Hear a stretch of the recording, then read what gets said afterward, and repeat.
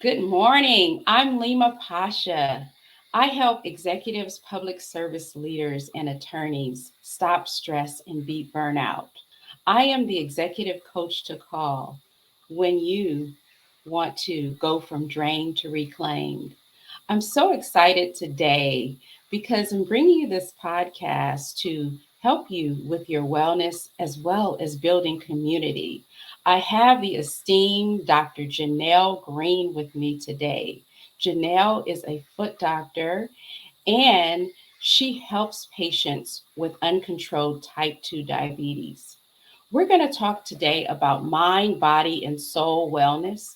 And I'll let Janelle tell you a little bit more about her practice and how she is really shaping the health and wellness of her clients.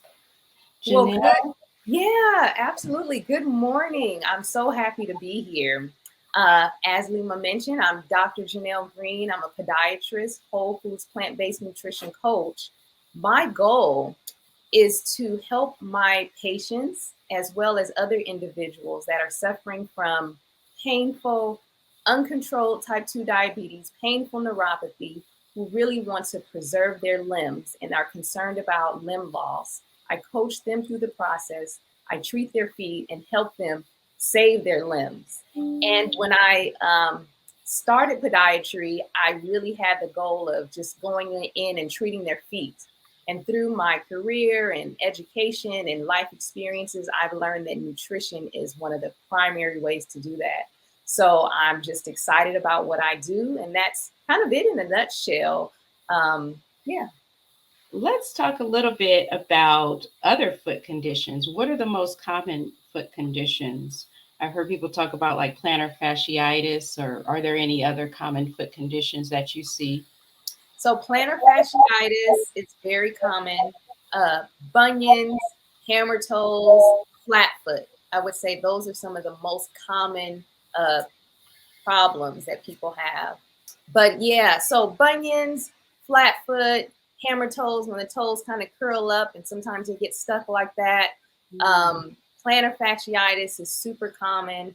Some people know it by that name. Other people know it as just heel pain. You know, they get up in the morning or after they've been sitting for periods of time and it just feels like somebody is stabbing them in the Mhm. bottom of their foot. So yeah, so those are some of the more common foot problems. Yeah.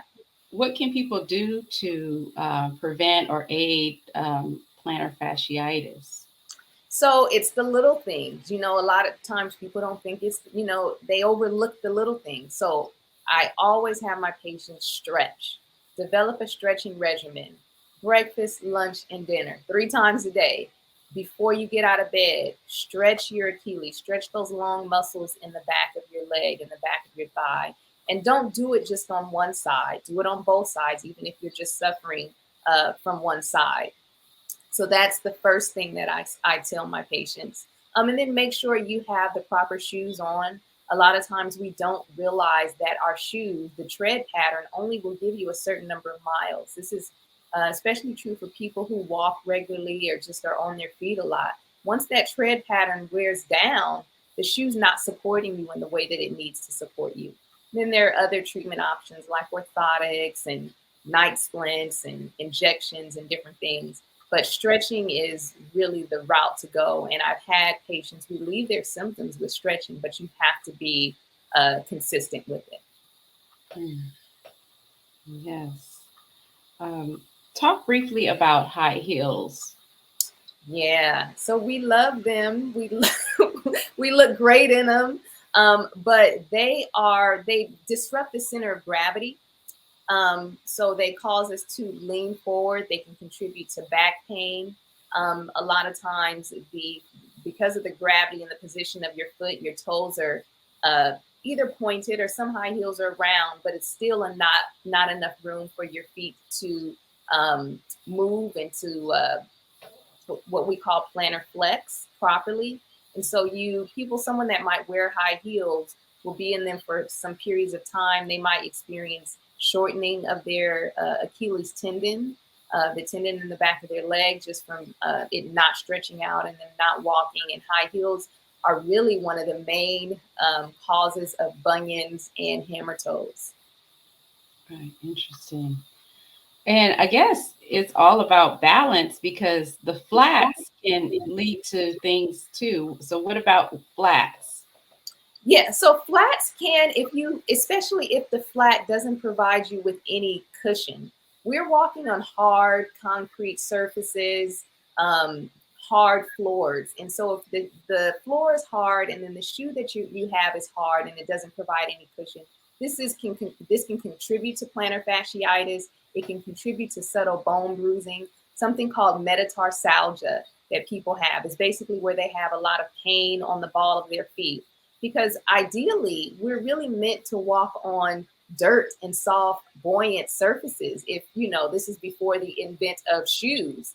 And so when we bring shoes into the mix of, you know, whether they be flat or high heels, and we're walking on completely flat surfaces, that's just not ideal. So anyone who is wearing a flat type shoe, I would recommend either like the ballet shoes. A lot of times people wear those completely flat ballet shoes. Getting some type of um, arch. You can just use a gel arch support, something simple that won't take up a lot of space in the shoe would help you and to feel better when you're walking on these hard surfaces. And this is in corporate, you know, in the hallways and up and down stairs. Can you share a patient story that inspired you and it may help someone else with a similar condition? Your practice is so vast. You do everything from surgery to helping people with other conditions. So the story could be related to any of those. Hmm. Well, I mean, since we've been talking about diabetes, one of the ones that just comes to mind, and then I can share another if needed, is a patient that I have who is a young man, and when I say young, he's in his late 40s, and he found out that he was type 2 diabetic when he woke up in the hospital after suffering from a stroke, and he was lying on the floor for about 5 days before someone found him. And it's a very sad story because he got what's called necrosis, or the death of his skin tissue on his chest, just from lying there and not moving. And he recovered. He's, you know, doing fairly well, you know, in terms based on what happened to him. But he found out that he was diabetic that way. And a lot of people won't go to the doctor. A lot of people don't know the status of their blood sugar. So a lot of times people will be diagnosed with pre-diabetes and they don't think it's a big deal. And so their doctor might give them the recommendation to check their blood sugars. But a lot of the people that I see, they don't. You know, they're pre-diabetic and they may or may not be on metformin, or they may have been told, oh, that they can, you know, make lifestyle changes. So they've kind of made some adjustments to their diet based on what they know, and they think you know, they're doing okay, and then the next thing you know, they end up in the hospital with a serious problem. So I would say, if you know, for those people that are pre-diabetic or maybe do have a family history, go to the doctor and get checked, because you don't want to wake up in a situation where your blood sugars are, you know, 600 700s through the roof and you've had a serious complication from them.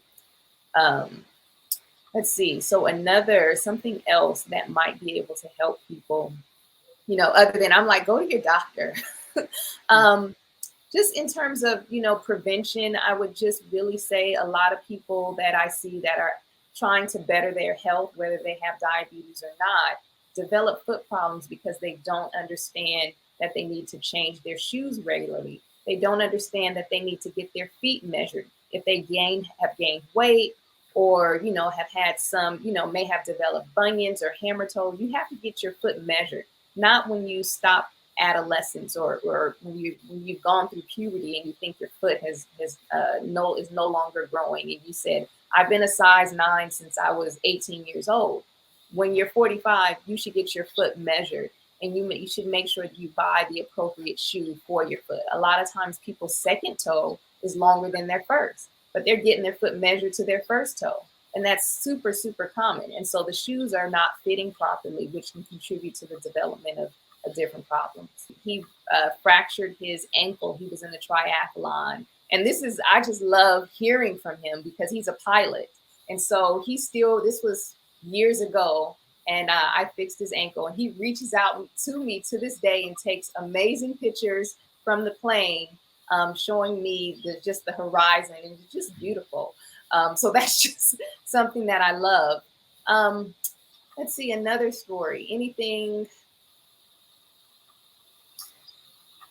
I've had, when you get neuropathy, I have patients that might have an ankle fracture. So I just finished helping one of my patients heal from a fracture, but he's diabetic and had neuropathy, and he stepped off of a curb, and he felt like he had some pain in his leg, but didn't think anything of it. So I see him like 6 weeks after this little minor pain occurred, and he has a full break in his bone, but he didn't feel it. He didn't realize that it was an actual bone break, because when you have neuropathy, you don't feel things like someone who has a healthy nerve system would feel them. So he didn't even realize a complete break of the bone, a fracture. So uncontrolled type 2 diabetes is serious. If you have something and you think you might have a little pain here and there, go to the doctor, get checked out. So yeah. So the neuropathy goes all the way up to your ankle. It's not just your foot. So neuropathy, our nerves are responsible for everything. When you get ready to give a speech, for example, and you get nervous and you start sweating, that's controlled by your nerves. When you might have an upset stomach, that's controlled by your nerves. My ability to move my mouth and talk is controlled by my nerves. So anywhere that you have any part of your body is affected by neuropathy. And in some circles, some people will say type 2 diabetes is one of the worst diseases to have, because it doesn't just affect one part of your body or one organ. Everything is controlled by our nerves, our cognitive abilities. Sometimes people with diabetes will lose balance. So all of these functions of our body, the ability to eat, to hold our fork, to do, all of them are controlled by our nerves. So from your head to your toe, type 2 diabetes will affect those parts of your body. And like I said, they don't realize it, because maybe it's something that you can't see, or maybe it's something that is not talked about. Viagra is very popular these days. There's a reason why. That is a nerve function as well. It's controlled by blood vessels, but it's also controlled by a nerve function. And before you develop, type 2 diabetes, your body goes through a stage of what's called insulin resistance. So your blood sugars spike really high. When your blood sugar is really high, that affects your nerves. And, like you were talking about in Dick Gregory's book, eventually the body stops talking to you and trying to communicate. It gets fed up. But all these problems, these subtle problems that we're having, we should definitely pay attention to them, and not just all the time resort to medication to solving the problem. Because like we said at the beginning, these are lifestyle diseases, and there are changes that you can make with your life to help you prevent them. Right. Have you ever heard the term when someone says, "You're getting on my nerves"? That's getting on my nerves. I remember hearing that. And when you get older, you kind of know what they meant. I remember my grandmother used to say that. That's getting on my nerves. She wasn't referring to diabetes, but referring to just, being overall stressed out. And so that's quite interesting. Absolutely. That's how I describe it to my patients. I'm like, what does it feel like when you say somebody's getting on your nerves? It could be they could be getting on your nerves to the point where they make your heart rate go up. They could make you sweat. They could make you angry. So the nerves are responsible for everything. Like, really, what does that mean? It's kind of hard to describe because of the complexity of the nervous system. But yeah, I absolutely know what you're talking about. And I use that to kind of explain it. Yeah. Wow. We have talked about diabetes and the significance of it, because it's so prevalent, in our communities, people sometimes kind of just sweep it under the rug. Like, I got type 2 diabetes or I'm pre-diabetic, and they don't make a big deal out of it or consider that there is a way to change their condition. You don't have to just stay in the condition that you have been diagnosed with. Can you talk a little bit about that and how plant-based nutrition helps? Yeah. So, kind of as I have mentioned, one of the first things that I learned is removing meat and animal products from your diet can increase your life expectancy by 13 years. And, as I said, it's really, diabetes, it's a lifestyle disease. Our bodies thrive on whole foods and the ability to consume fiber and the phytonutrients and the vitamins and the minerals and the antioxidants and all those things, and the flavonoids that are in our fruits and vegetables, and all these different colors. We talk about the colors in the rainbow, how they have different wavelengths and different frequencies. The same thing is in the food. And all those different things, you can think of food. Food is medicine. It really is. And it can help you to prevent a lot of the common diseases that we suffer from here in the United States with our standard American diet, which is pretty much void of fiber. You think about something like a hamburger and some French fries and a soda. There's no fiber in there. We should be consuming 30 to 40 grams of fiber every single day, to help to detox our body. I've had patients that have told me, "Oh, I haven't had a bowel movement in a month." And they Wow. think that's normal. Some people go days. It's not normal. And you shouldn't be taking laxatives, to do that. You should be eating whole foods, drinking a lot of water, like we talked about, how water will help the mind function. It helps to lubricate the body. All of these things are beneficial. Being plant based for me has opened up so many doors. As part of my coursework, I had to remove sugar from my diet.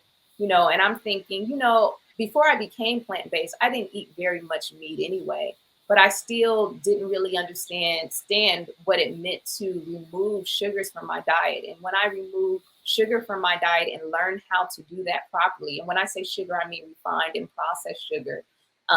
And when I began to understand like the dopamine spikes and how this was affecting my body, so I understood it on paper. And then when I actually took it out as part of our detox experience, my mind just became more clear. I slept better. And it's so funny, at the end of the detox week, I still didn't get it. So I was congratulating myself on having a new office space. And I said, I'm going to go and get some vegan ice cream. And the scoops are really small. So I got like 3. I wanted to try all these flavors. And as soon as I got it, my body reacted, and I could definitely feel like the shakes, and even the next morning, the down, like my mood was down. And so I was like, I got a chance to see my body without it, and then see what my body is like with it. And eventually, we consume sugar so much, our bodies have built up, you could say, a tolerance, but we've grown accustomed to feeling a certain way, and we don't know what life is like until we removed it. And that's kind of how a plant-based diet is. And one thing I will say, as a quote by one of the plant-based mentors, Dr. Milton Mills, he says, because sometimes people say, "Oh, I can't eat plant-based food. I don't like it. I'm not eating this." And he's like, "Well, if you haven't found a plant-based or vegan meal that you like, it's kind of like sex. It's because you're not doing it right." Right. And there is a lot of good food out there. And so I'm just excited for people that are ready to, try this change in lifestyle, because you can still enjoy food and you can feel better doing it on a day-to-day basis. I want you to describe the role that community has played in your life. Oh, wow. So, community is everything. What do they say? It takes a village. They say it takes a village to raise a child. And I guess I will add to that, we are all children on some level, because we are all our skin sheds, we get new skin. So something about us is changing, even if our mind isn't changing. And because that change is occurring, it puts us in a, I guess, kind of immature state. And we should all be about growth. Um, and so, in order to do that successfully, you need community. Community, it has encouraged me and been helpful to me in helping me to refine my goals in terms of my nutrition coaching program and sticking to a plant-based lifestyle. People around you, it helps. They feed into you. Um, the energy that's created. Somebody can walk into a room and just their simple presence can bring up the energy in the room or bring it down. And so community is even helpful, from that point of view. Having like-minded people in your circle, if you're trying to pursue a goal, you definitely want to develop a community that's going to encourage you in that goal. But yeah, it takes a village. It takes a village is what I have to say to that. Yeah. Yes, definitely. I always say that too. It takes a village to raise children.